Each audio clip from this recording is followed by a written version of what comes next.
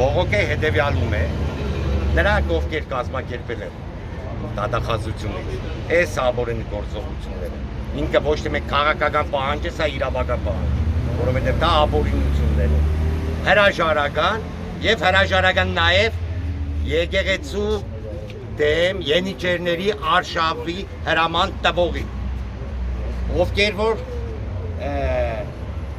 ով որ հրաման է տվել այդ բանը զորքին արշավել վեհարան, պարտադիր պատասխանատվության ենթարկել, որովհետև նորից մեր խորին համոզմամբ մի քանի անգամ ասել եմ, խնդիրը սրբազանի ձերբակալության հարցը չէ։ Իրենք հստակ ցույց տվեցին, որ ուղերձ ունեն, Ենիչերներով արշավում են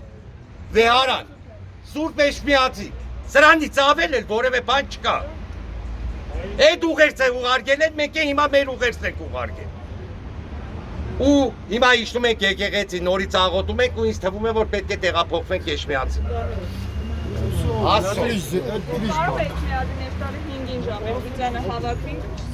Որոշենք, Այստեղ որոշենք, ժողովուրդ։